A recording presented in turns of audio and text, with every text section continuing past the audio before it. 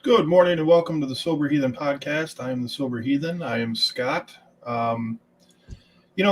There's so many times that I find people that are on X that I was like, man, I wish I would have found this person sooner because they got some really cool information. And Jason is one of them.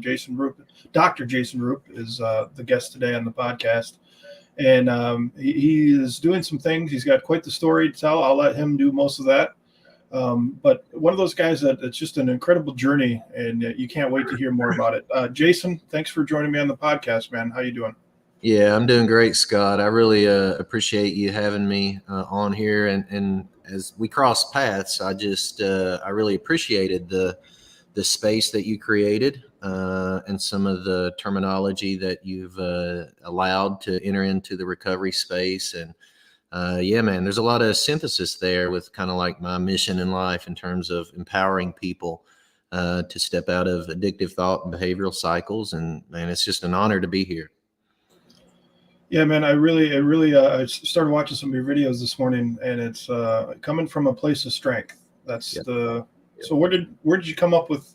Where did you decide that coming from a place of strength is a good way to go at it, as opposed to looking at the defects and other things? Well, it's personal experience. It's lived experience, Scott. I was in active addiction for 17 years, and I've been arrested 18 times. I've overdosed 4 times. I've been raided by the police twice, both times by the Tennessee Bureau of Investigation, and ultimately would wind up homeless in 2012.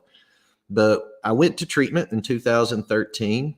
And it was there that, there were 72 other clients there at this residential treatment center, and most of them had a past or a rap sheet as extensive as mine. And honestly, most of them felt like I did. Like I just showed up to the front steps with just a trash bag of clothes. That's all I had left to my name. No self-respect, no dignity. And they felt like I did, like we were just a monster, basically. And the best that we could do was just kind of get out of the way, clean up our own act, so to speak, and not annoy or burden anybody else. And what I discovered, though, while I was there for a year in residential treatment, was that there's some really incredible people in here that are accomplishing some really amazing, positive things. And I never forgot that. I would graduate treatment in 2014. And then in 2019, I had the opportunity to pursue a doctoral degree, a PhD. And I was told by one of my advisors, pick a topic that you love to research every day. When you wake up, as soon as your feet hit the ground, you're doing research on this topic. And so my topic was that it was a qualitative study on the leadership traits of people with substance use disorder, because that's what I seen firsthand experience there in the treatment center. Guys were encouraging others to not leave. They were starting study groups. They were advancing their education. Like they were doing a lot of good. And I think like we've known, Scott, I think like somehow it's inherent that we know there's something that sets us apart other than either the criminality or the poor decision-making behavior that we exude. Like there's something distinctive. There's some determination there and a lot of other traits. And so, yeah, I carried out this research, man, over 3.5 years, had tons of participants from coast to coast, a very diverse participant pool.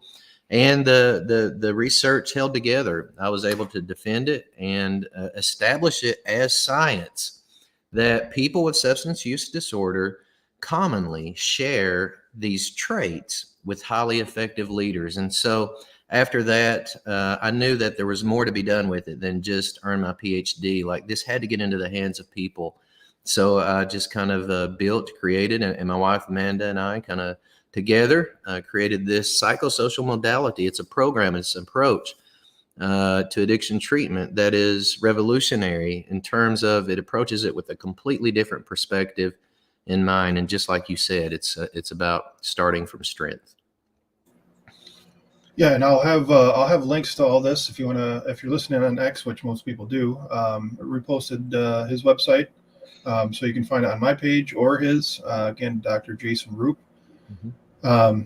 So 17 years in addiction, just random things pop in my head. Mm-hmm. So you talked about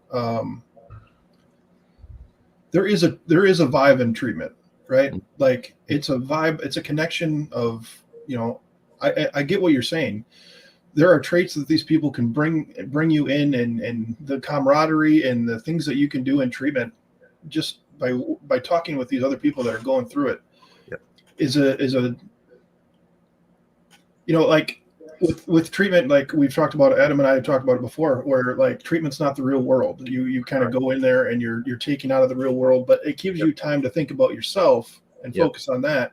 Then sometimes it's a slap in the face when you get out. But the vibe in treatment is completely different than the outside vibe, because everybody's kind of there at the same point. You know what I mean? Yep, that's it, totally. And man, that was like the first element of healing, if I could structure it or package it that way. Like that was the first time in my life, and I'm in my mid 30s, right? I didn't start getting high until I graduated high school. Like I was a product of the DARE program for prevention, and it scared the crap out of me. Yeah, and it worked all through high school. But then when I left, like I completely fell into that world because I didn't know who I was, so to speak. And the same thing, with whether if you're in school or even if you find yourself in a program, whether it's residential treatment or outpatient, here's the problem. We are taught to rely upon external tools or external decision-making processes. And that serves us well when especially we're in a safe environment. But when we leave those environments, for example, treatment, we leave a lot of those support structures behind, and we're susceptible, right? Once that's gone, and it's understandable, there's no judgment for that. But once that's taken away, we've not been really informed or taught or shown how we can move forward, even in the absence of some of those support structures like meetings and all these other things. And so I think that's one of the other advantages that trait-based delivers, the trait-based model recovery, which came out of that research, is that wherever you go, you take your traits with you. And so it's identifying that internal power, that superpower, that strength that everyone has inside. And this modality, it all arose from, just like you have just shared, like being around in a community of others who had suffered and struggled in the same ways that I had. And I never knew it. But being there, that was the first step towards healing, to be like, you know what? I'm not alone. Like there's other people here experiencing exactly what I'm experiencing. I'm not a monster. I'm not a reject. I'm not an outcast or a failure of society. Like there's something here that a lot of great good can be accomplished with. Dude, stories like yours are just so great. I can't wait to tell clients at work about Jason Roop, because so you didn't start drinking till after high school. So or I mean, you start using. I said drinking because I was thinking about myself. I didn't either. Okay. I didn't start till I was 21, but I made up for lost time for sure. Me too. Yeah. So how old were you when you went into the treatment? When the journey finally started, and because I think it's important, because I know for me, I didn't really get help until I spent my 40th birthday alone. Yeah. Because I pushed everybody away. So it was after 40, and I'm not sitting here making money hand over fist, but I'm doing pretty good things with my life. Just 2.5 years later. Yeah. You know what I mean? So so how old were you when this started happening? Man, I was old, brother. I was 37. I was 37 years old when I went to treatment. And it did. It started with drinking, then it was smoking, and then it was pills, which really got me. But by the time it was all said and done, I was a full blown IV drug user. Um, and yeah, so a late bloomer, and a late get it together, so to speak. But yeah, and that's interesting. I didn't know that fact about your story, and so that's pretty cool. Congratulations on 2.5 years. And yeah, I think maybe you're identifying something that is a thread or a theme, that it's kind of, once we reach that midlife point, or we've got some years under our belt, that we begin to see things maybe a little differently or a little more clearly. Mm-hmm. Yeah. Oh, there's so many 20 somethings coming in through the office at work, and they're like, my life is ruined. Yeah. I've ruined my life beyond compare. And it's like, Right. no, you haven't. Man. It's we are so used to the instant gratification through the substance. Yep. That's what we want. And Yep. it's like, man, I know you can't see it today, but Yep. it can happen in a hurry. I got this client that came in with his girlfriend, and I've told the story before. He went to a treatment for like 4 hours, and he left because he didn't like the place, and so they decided to do an outpatient. And they came in and see me, and he was telling me the story with his fiance sitting right next to him, and I'm like, oh yeah. He was telling me where he was. I'm like, yeah, that place sucks. Yeah. And look on her face was like, oh, so he's actually not full of shit this time. Yeah. And now this dude has got hired in. He's making great money. He was like employee of the month the first time, and this took a month, 2 months. And it can happen. It doesn't happen that quick for everybody. Right. You can be sitting here right now listening to this, be like, I'm 35. I've never, I have all these things that I don't have. Yep. Dude, I was at 35. I was looking at 3 years in prison. I thought I had laid waste to my life, had no opportunity to accomplish anything positive except maybe stay out of jail. That was the best that I could do. That's what I thought. And I can most definitely relate to that illusion that it's all over. And especially in your 20s, I went through that several times, thinking that it's all a wash, that it's nothing good can come of it. My life is over. And then, man, just what's accomplished, what I have been able to experience over the past 11 years in recovery is something out of it's out of dreamland almost. It's almost beyond the wildest imagination that I would go on to get my doctorate. And I don't come from an academic family, Scott. My grandfather was a coal miner, and my dad was a coal truck driver. And even when I started the PhD program, someone high up in the admin office at the university said, Jason, this may be a little too tough for you. But, when I heard that just propelled me so much further. I'm like, I've got to do this. I've got to complete it. And I think like a lot of us resonate with that. Whenever we're told to not do something, or that we can't do something, that just, it riles us up, and we're ready to prove people wrong, which in this instance was good, So yeah, it's really cool. Yeah, I like the word you used, illusion. We create this illusion of ourselves, and this illusion of the future that has to be, or we're destined to be stuck in. And it doesn't have to be like that. Yeah, no, it doesn't. And a lot of another illusion, Scott, is this, like, when we're talking about, getting our lives together and moving forward with hope and purpose, like, before 1938, I don't know if you've ever talked about this or kind of highlighted it, but before 1938, if you said that you had a drinking problem or a drug problem, the primary response or modality for treatment was a full frontal lobe lobotomy or electroshock therapy. And then fortunately, something beautiful was brought into this world through the creation of Alcoholics Anonymous and the 12 Steps, which it's done a lot of good. Yeah. But quite frankly, that's been over 80 years ago, and there's not really been anything unique, innovative, and offering a newfound perspective for this phenomenon since then.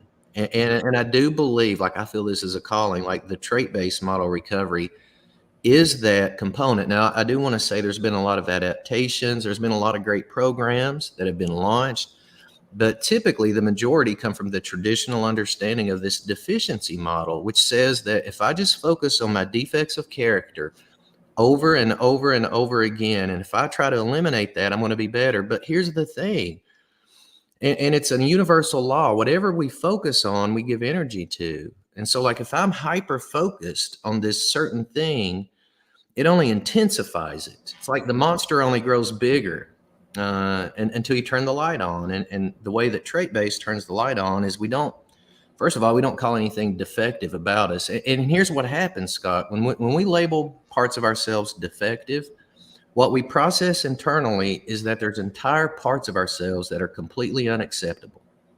And we fragment. We've got divided parts. There's a part of us that we think people like, and we're good about showing that, but then we've got to hide certain other various parts, and we're all splintered. It initiates this internal war that we can never, ever win. And so trait-based, the way that we approach this conundrum, you can say, is that we consider the whole person, because when you just focus on certain areas, you leave other parts of yourself untapped, underdeveloped, unexplored.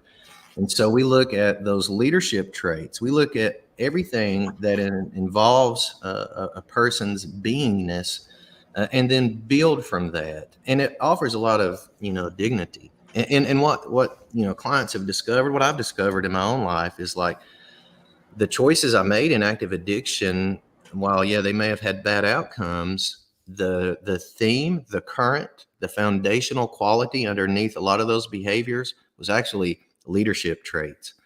And so it's really, really cool. It just completely changes the game. Yeah, so elaborate on that a little bit if you can. You say that you find a lot of leadership traits with people in addiction. Yeah. So yes, this is my life's work. So this is obviously get very passionate about it. But the study that was carried out over 3.5 years revealed that there were 21 themes that people in addiction commonly share with highly effective leaders. And then I distilled those 21 themes down into 10 traits. And those 10 traits are resilience, tenacity, determination, empathy, appreciation, being motivational, self-awareness, emotional intelligence, authenticity, and creativity. Those are the 10 traits that science says that people with substance use disorder commonly hold or share with highly effective leaders. Now, here's the thing. When I first started conducting this research, Scott, there was nothing in the world, there was no literature specifying, stating, or even communicating the message that people in addiction are great leaders. So I had to kind of build it. It was seminal research. But here's the understanding. Empathy, that's one of the traits, right, that we're working with. Empathy actually is the number one leadership trait that organizations are seeking and desiring from their leaders. Like, you would think it would be something else like determination, but it's actually empathy. Because it allows people to connect. Well, empathy is that ability to connect very meaningfully to someone else, whether their psychological state, their emotional state. We feel the pain. It's different from sympathy. Sympathy is like just feeling sorry for someone, but empathy actually enters into the struggle. It connects, and then it enters in, and then leads out. Well, people in addiction have empathy a lot of times, but here's how it works. Because we've become addicted. Addiction has taken over certain facets or areas of the brain. And so we become held captive by addiction. Our brain's hijacked. And so what happens, that trait of empathy then begins to get twisted and used in a way that is not expressed as empathy. It looks like manipulation. And what I mean by that is, in active addiction, we're able to walk into a room, scan the room, and then connect on a very emotional or psychological level with someone who perhaps we've never even spoken to them before. It's this innate radar, right? It's this radar that we have. And people have said that we're just being manipulative, we are being self-serving. But what happens in those moments is that we're able to connect with someone else, and we wouldn't be able to connect unless empathy was present. But what happens is we will objectify the other person and manipulate the situation to get what we want, which typically is going to be the next drink, drug, or money to get the next drink or drug. So while it can be said that we often express manipulation in our life choices, What we've missed up till now is that we couldn't manipulate unless we could first empathize. So what we're doing through trait based is identifying those shadow expressions that have always been there. I was arrested 18 times, but never did getting arrested lead me to stop getting high, because I was determined. Right? I was determined, and you can say it was for bad outcomes. But even though I was making poor choices, it doesn't negate the reality that that trait of determination was present in my life. Oh yeah, yeah. I And mean, uh, I can just go back within a second and think of, the being able to connect with people when I was drinking that I would never connect with on any other. But Yep. you bring up some good points. If it was in a bar, it was like, hey, I'll get the next round. You get the next. Yeah. So I relate to that completely. Yeah, totally. And it's just sitting back and running groups now. You can see the empathy that we have and the clients have for each other. Yeah. It, like I said, maybe I should script these things a little bit because my mind goes all over the place. But like where I work, there's front office people that have sympathy for people that come through the doors. And it shows different than the empathy than those of us that have been through it. You know what I mean? Like, because we get it, we understand, and it sometimes that does portray quite differently. Yeah, it does. It's a recognition that we have. Like we recognize in someone else something that is shared within us, and it's nonverbal, right? It's nonverbal, and it's like a superpower. It really is. And we can use that. And that's what we teach, our clients through trait base, is like the very same qualities and traits that got you into trouble, like manipulation or whatever, determination, whatever it was, can become the very same traits that lead you out of trouble when you better understand those traits and how to use them positively, instead of using or allowing addiction to allow those traits to be used negatively or in their shadow form. Yes, so we empower clients. Trait based is a model of empowerment. We talk about the leadership traits that people have and how to cultivate that and live life from a place of balance. We can always return to balance through the trait of self-awareness. So it is these. We're walking around with these dynamic qualities, and I think that when we better understand that, we better understand ourselves. And it takes us from the place of being in the back seat of being just a victim of a disease model or deficiency model, and it allows us to take control of our very own lives. Yeah, and Adam and I have talked about this on the podcast too. It is a victim model, so to speak, that we've been working with for a very long time, even though it's portrayed as the opposite. You got to get real honest, and that ain't being a victim. You know what I mean? But it is when you're focused solely on all I did wrong. Sometimes, I've come to realize now there's some people on that amends list that I might have wronged that don't deserve an amends because you're right. Yeah. And so I don't need to humble myself. No. Anyway, but so place from strength, right? So it's in there and it can come from within. I totally believe that. Like, I mean, you can use anything to start building up these blocks, but eventually you're pulling yourself up. And it's great that you can give something else credit for it. But you got to take credit for yourself. That's where you build on that.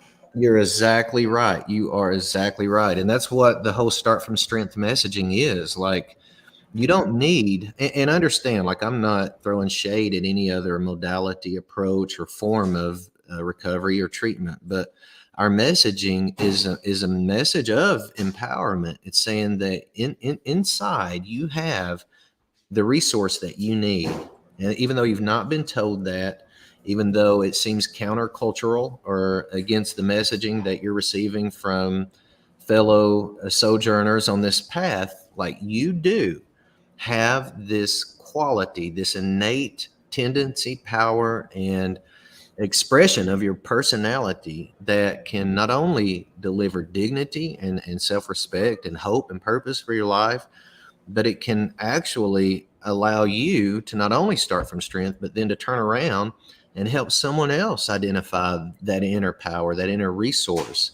And so we don't need, we typically are so dependent upon external things to make us well. I mean, that's just what we've done in years of active addiction. I need this pill to feel normal. I need that shot to feel unsick. And in recovery, if we're not careful, we can actually just continue forward with that same pattern, but we're just replacing a pill with a meeting, for example. And I'm not throwing shade again at meetings, but it's still all external, right? We've not really done anything to get underneath the surface. And man, once we start, and that's what the trait-based model does. It's a universal model. It don't matter what tradition you come from, what faith you hold on to, or heck, you can have no faith at all. But by working the traits, what you'll discover is that you're a lot more than what you thought you were initially.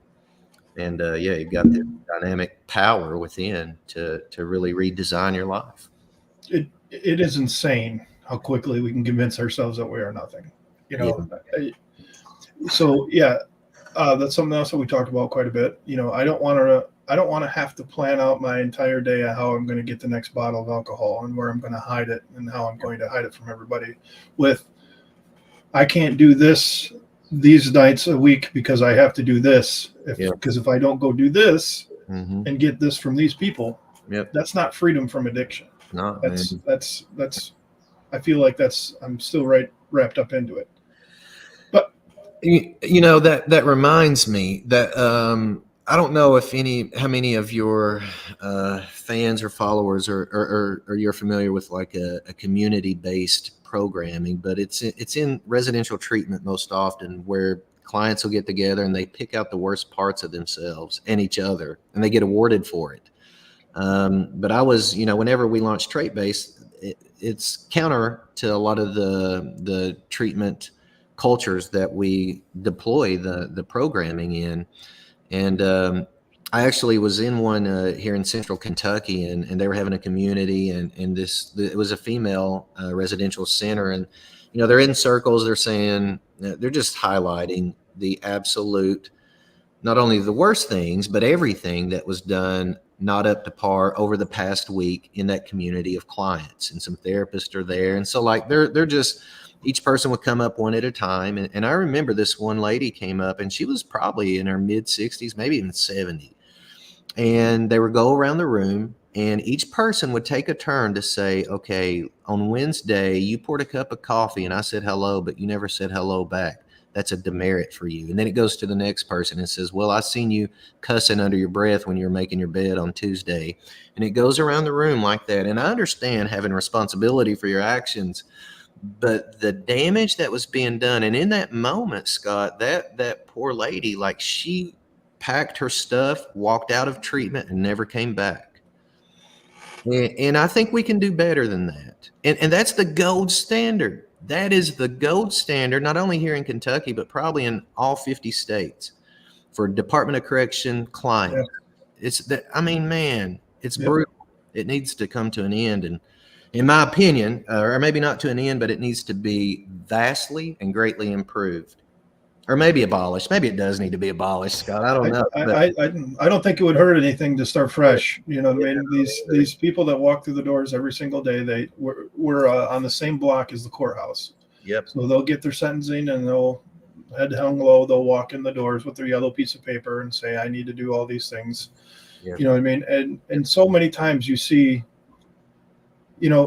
you have the medical field saying it's a disease, and you have AA where they want to set everybody to it's a disease, it's not your fault, that type of thing. And then you go over to the court, and every time that you go back into this coping mechanism, you're buried even farther because you are a bad person that did bad things. Yeah. And it's just such a twisted, to use my great grandmother's expression, it's a cockeyed way to look at things. You know what I mean? Two different ways. It is. It's not mixed signals. It is mixed signals. It's not consistent. It's not coherent. And man, it's just, it goes back to, what message are we going to believe? And being a researcher and a scientist, I can say that you can put enough, you can create statistical power by having a large enough participant pool, enough respondents or participants. If you have a great quantity, you can actually run your analysis and almost get it to say pretty much what you would want it to say. So, and I'm not, obviously we want evidence-based treatment that relies upon statistics. That absolutely is valid. But when we buy into the message that we're receiving from industries that profit off of our suffering, and we accept that as an identity, we accept as an identity that we are diseased, that we're a monster, that we're disordered, and again, not invalidating any of the science that kind of lends some understanding to that, but I'm not buying it hook, line, and sinker. It's not who we are. We're so much more than just a label or a disease or a disorder. Yeah. Absolutely. And we need to, that's the message that I think people need to hear that are going through it right now. Yeah, I agree. There's one guy in particular that really had a rough time with me posting that I don't call myself an alcoholic anymore. Yeah. Yeah. Just because I don't drink, because there's a negative tone to it. And, some people will die on the hill that, I have to call myself this for the rest of my life or I'll forget. I'm not going to forget the shit that I did. That shit's not going anywhere. And I don't need to call myself names to remember it either. Yeah.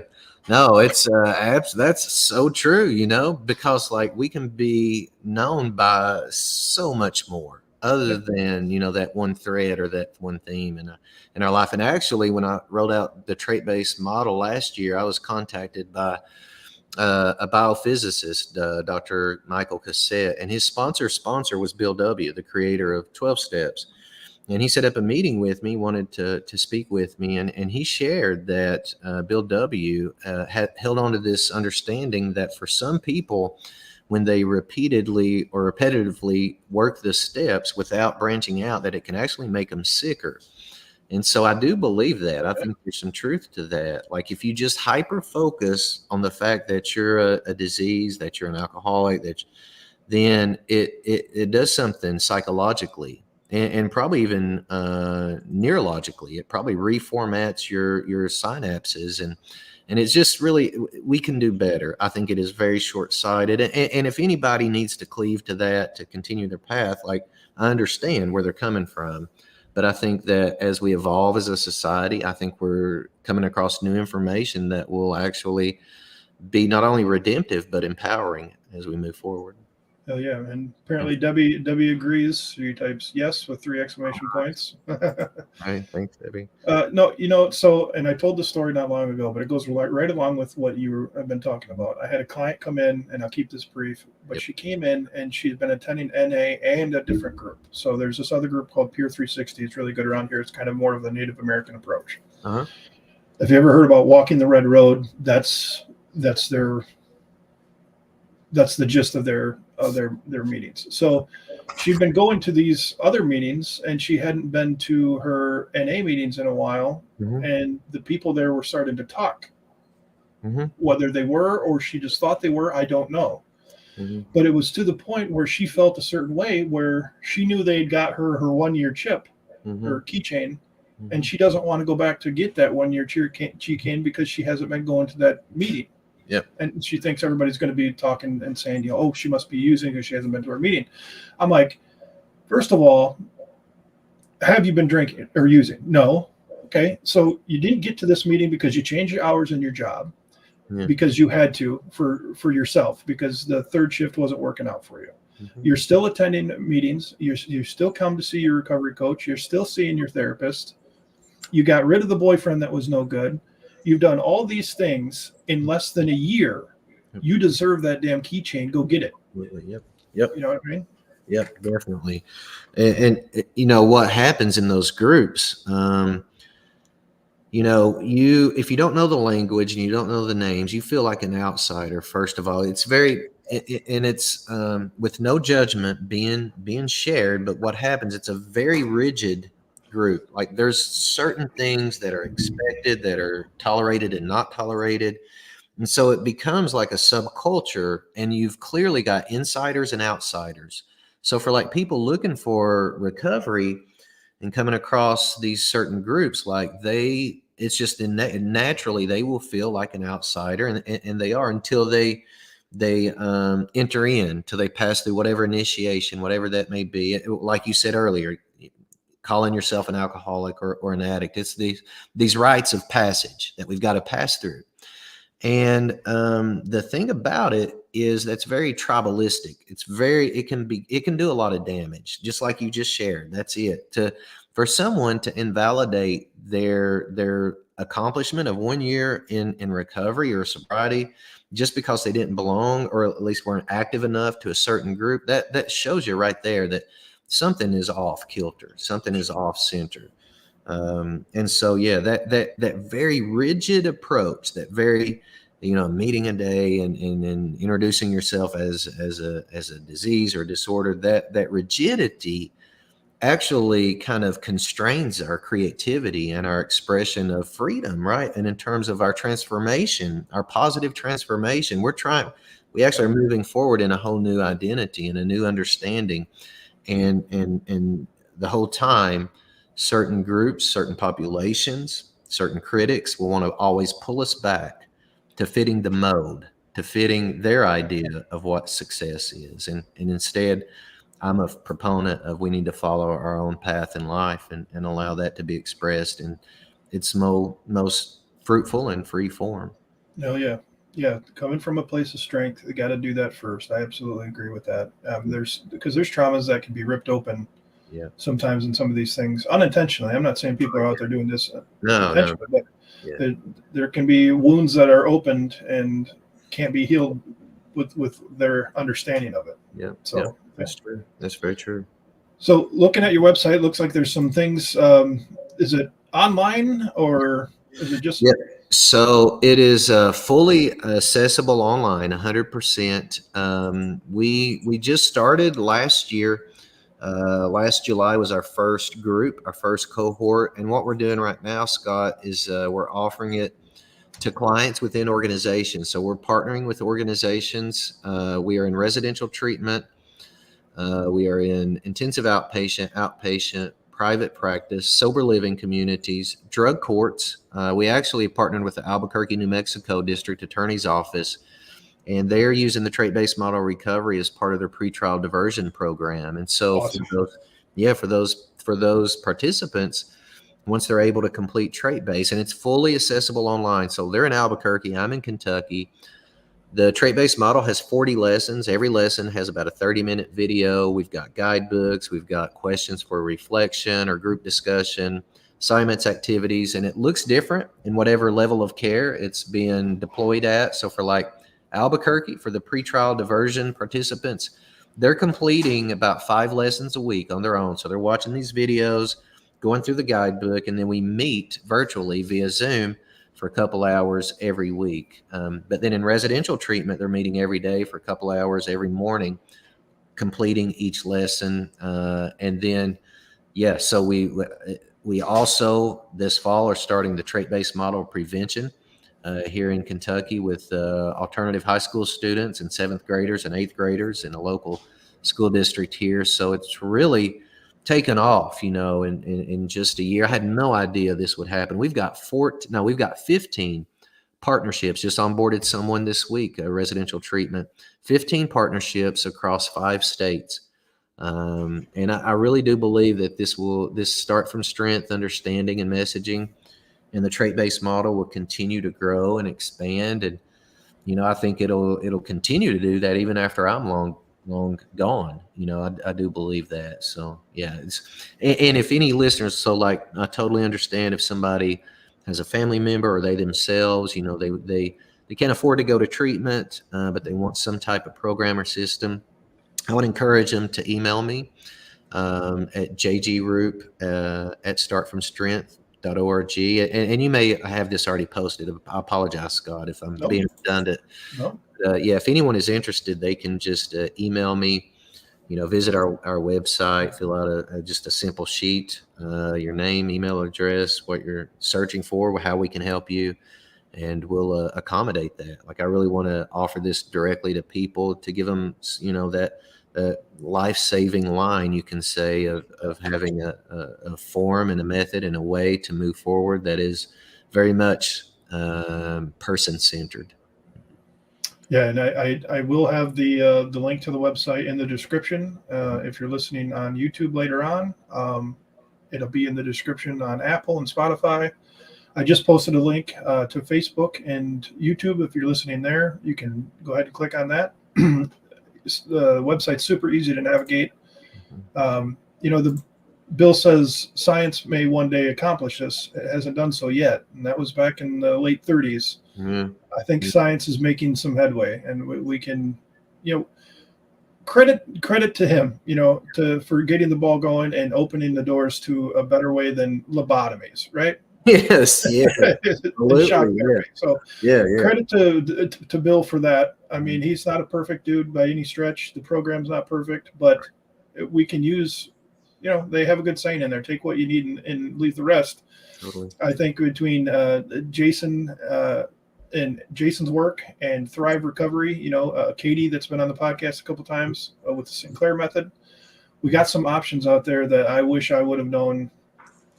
Mhm. You never know. It's all about hearing that one thing that clicks and drives you in a certain direction. The butterfly effect. Yeah, yeah, So I just being able to talk about these things and having people being willing to come on and share. It's just, I think this is all we can do. I mean, this is what we need to do.